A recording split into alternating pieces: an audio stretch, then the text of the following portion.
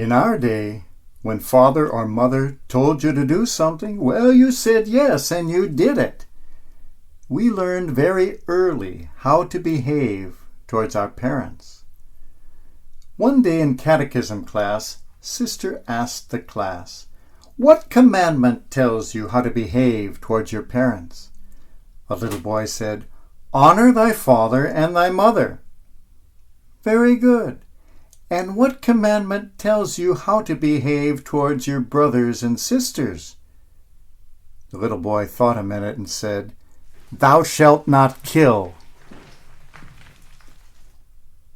Every parent knows that each child is unique.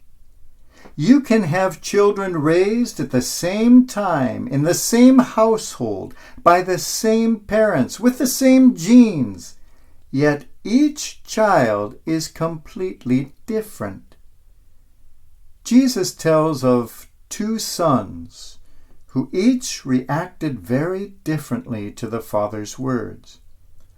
When he sent them both out into the vineyard, one of them said, "No, I'd rather do something else," but later went and did what he had been told.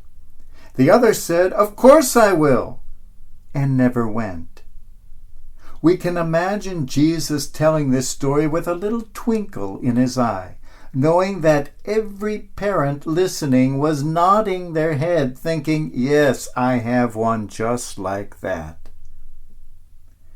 The great early American statesman Daniel Webster tells us that when he was a boy, he and his brother Ezekiel were left at home by their father, who gave them some chores to do in his absence.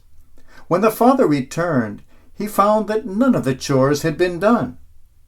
The father asked Ezekiel, "Zeke, what have you been doing?" Ezekiel said, "Nothing."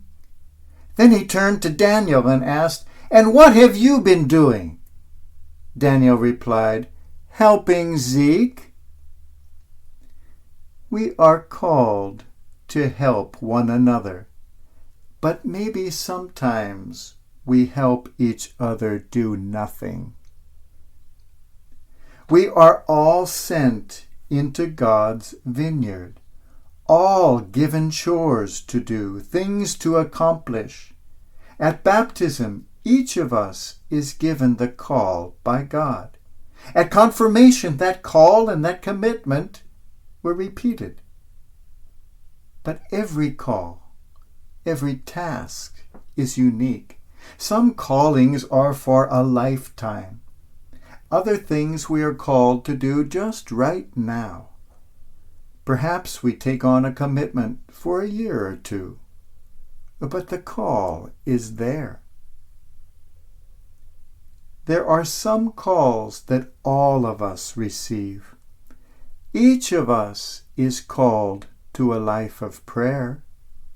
Each of us is called to be here on Sundays, praying as the body of Christ. And each of us is called to support that body materially. It's not generosity, it's not charity, it's not extra credit. It's an obligation stemming from our baptism. I remember when we were in high school and started getting our first paychecks, how proud we were. I was a grass cutter and moonlighted as a musician. I also had another job that might surprise you. I worked in an arcade as the bouncer.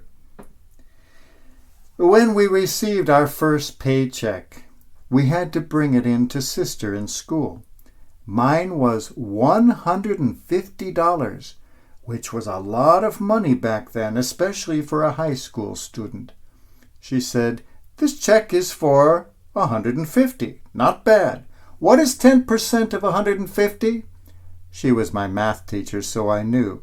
$15. That's right. And that first 10%, that first $15 goes to your parish church. It will be that way your entire life long. And let me tell you something," she said, and I don't want you to forget this. When you give God the first fruits of your labor, you will be astounded at how far the remaining 90% stretches. You know, I have found that to be true my entire life. I don't know what kind of mathematics God works by. It certainly is different from ours. When we give God the first fruits, we start receiving in ways we never would have dreamed. From long before the time of Christianity, it was always the rule that the first 10% go to God. The Catholic Church must be the only religious institution that does not monitor that. We're on a sort of honor system. We trust that everybody is going to fulfill the commitment. Each of us has been called into the vineyard. Which son am I like? Do I say yes and then do the least I possibly can?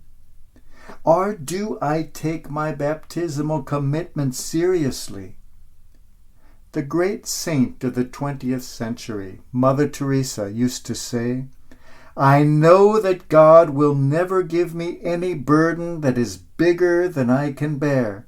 I only wish He didn't trust me so much." That's true for all of us. God trusts each of us. None of us ever receives a burden too heavy to bear. Tomorrow we celebrate the feast of St. Lorenzo Ruiz, proto-martyr of the Philippines.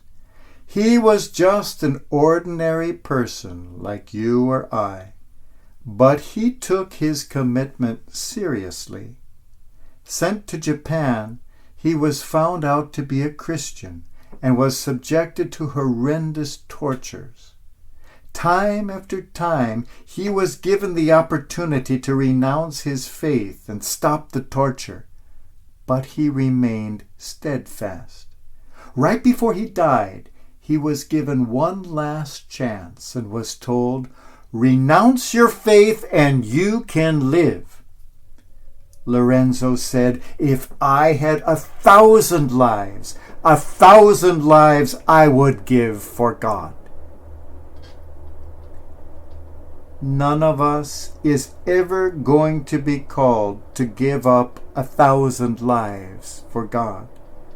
Probably not many of us will be called to give up one life for God. But each of us is called to be a real part of the body of Christ. Each of us is called to go into the vineyard. Which of those two sons am I?